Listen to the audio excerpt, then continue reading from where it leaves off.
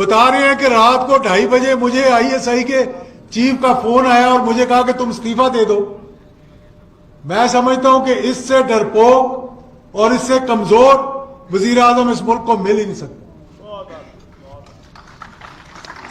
یہ بات ہے کرنے کی. آپ مجھے بتائیں کہ کبھی اداروں نے بھی ٹیلی فون کر کے کہا کہ جناب وزیر اعظم صاحب آپ شاید سو رہے ہوں گے, مجھے اپنا استعفیٰ دے دیں. اس قدر جھوٹ بولتے ہیں. پھر میں نے ایک اپنے بھائی کی بات سنی ہے, ابھی طاہر اشرفی صاحب نے بھی کہا, کہنے لگا ہمیں چیف آف آرمی اسٹاف نے بلایا, 3 گھنٹے ہماری ملاقات ہوئی. اب اندر کی بات تو میں نہیں بتانا چاہتا کیونکہ فوج کا ترجمان ہر بات کے تو جواب دے نہیں سکتا.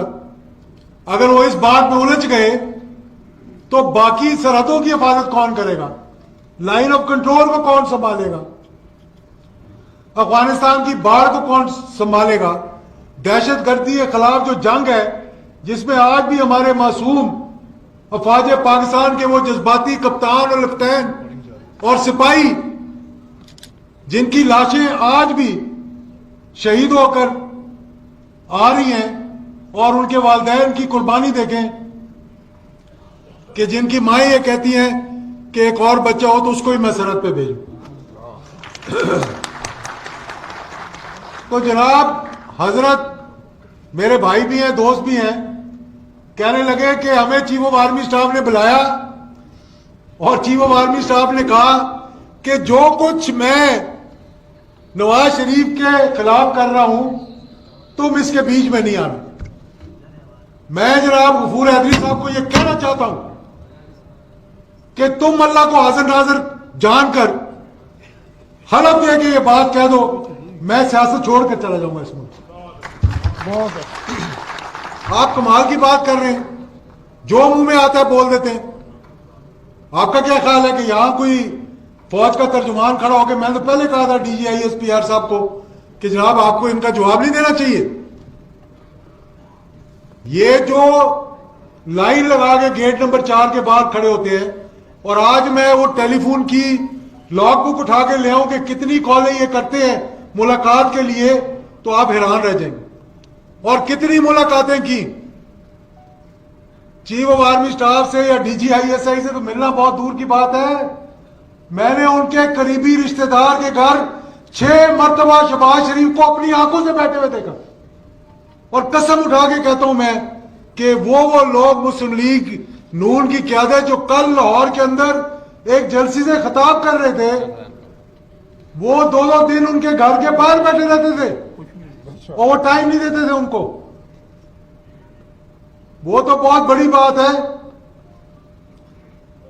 میں نے ان کو دیکھا اسٹیشن کمانڈر لاہور 1999 کے کو کے بعد, وہ بریگیڈیئر صاحب کے دفتر میں وہ لوگ بیٹھے ہوتے تھے جو آج پاکستان کے بہت بڑے جمہوریت کا علم اٹھا کر کھڑے ہوئے ہیں کہ جمہوریت کے لیے ہم قربانیاں دے دیں.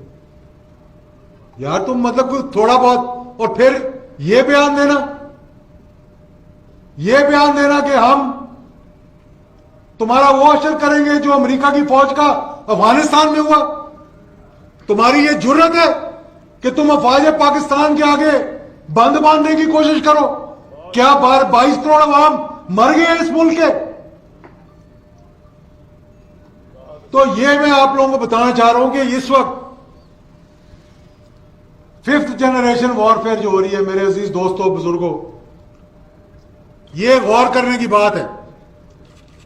پہلے انہوں نے ان مجاہدین کو, طالبان کو بدنام کرنے کی کوشش کی, یہاں پر پاکستان کے اندر دہشت گردی شروع کروا دی, یہاں تک کہ خود مولانا فضل الرحمان صاحب میرے ساتھ والی کرسی میں بیٹھتے تھے پارلیمنٹ کے اندر, کھڑے ہو کر انہوں نے تقریر کی کہ یہ مرگلا کی پہاڑیوں تک دہشت گرد پہنچ گئے, کسی وقت بھی اتر جائیں گے. آپ لوگ کیا کر رہے ہیں, ہماری فوج کیا کر رہی ہے؟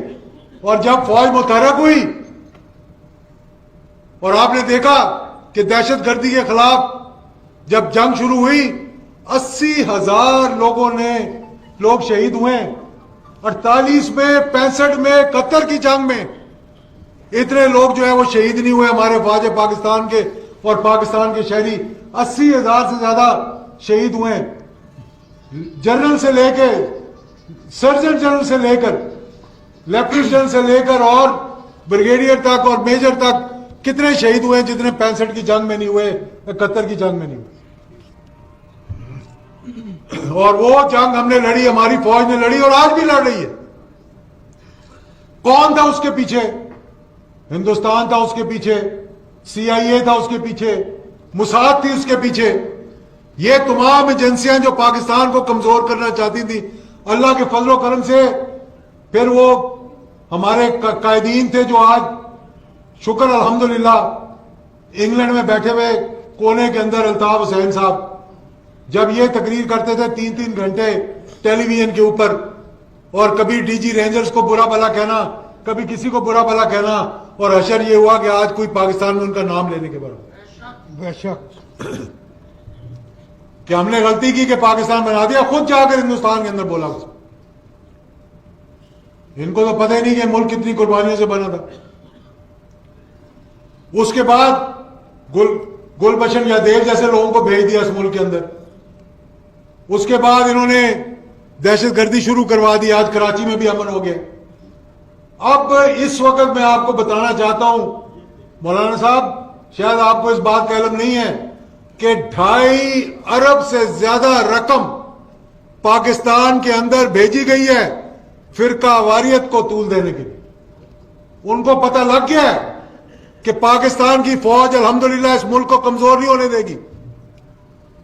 آپ وہ کیا چاہتے ہیں کہ شیعہ سنی کو لڑوا دیں, بریلوی دیوبندی کو لڑوا دیں, اہل حدیث کو آپس میں لڑوا دیں, اور ایک دوسرے کو برا بھلا کہیں. یہ تو ہمارے علماء کی مہربانی ہے جنہوں نے محرم میں قابو کر لیا. اور آج پھر اس ملک کے اندر یہ بات بھی میں نے بہت سے علماء اکرام کو کہی, پچھلی طرح احمد الحق صاحب چلے گئے, یہاں ہم بیٹھے ہیں, ان کے فنکشن میں میں نے یہ بات کہی تھی کہ اس ملک کے اندر علماء اکرام کی کمزوری یہ ہے کہ وہ ایک پلیٹ فارم پر اکٹھے نہیں ہوئے. کیا لا الہ الا اللہ محمد رسول اللہ کے کلمے پہ یہ بننے والا ملک کہ پاکستان کا مطلب کیا لا الہ الا اللہ محمد رسول اللہ, اور پھر ہمیں ادھر اس ملک کے اندر جہاں 22 کروڑ عوام مسلمان ہے, کلمہ گو ہے, پھر ہمیں تحفظ ناموس رسالت کی ضرورت پڑے. اگر ہم سب اکٹھے ہوں, میں یقین سے کہتا ہوں کہ کسی کی جرات نہیں کہ وہ ختم نبوت کے خلاف بات کرے. بے شک کسی کی جرات ہو سکتی ہے یہ؟ ہرگز نہیں. یہ ہماری اپنی کمزوری ہے کہ عظمت صحابہ بہت بڑی بڑی ریلیز نکل رہی. کیا وجہ ہوئی ہے کہ ہماری کمزوری کی وجہ سے ان پہ انگلی اٹھی, ان کے بارے میں بات کی گئی پاکستان کو کمزور کرنے کے لیے, اور ہم اس کا نشانہ بنتے جا رہے ہیں. آج میں ان لوگوں سے پوچھتا ہوں کہ کون یہاں پر, میں تو اس بیانیے پہ ابھی آنا نہیں چاہتا, جب اس بیانیے پہ آؤں گا شاید آپ لوگ بوجھ ہی نہ اٹھا سکیں اس کا, کیونکہ میں ان کے اندر کی بات بتاؤں آپ کو کہ یہ کیا کرتے رہے ماضی کے اندر. آج کہتے ہیں کہ میرے بیانیے کا بوجھ اٹھانا بڑا مشکل ہے. کہاں تھا وہ بیانیہ؟ مجھے بتائیں کہاں تھا وہ بیانیہ جب آپ جنرل جیلانی کے گھر بیٹھے کے باہر بیٹھے رہتے تھے سارا دن؟ کدھر تھا وہ بیانیہ؟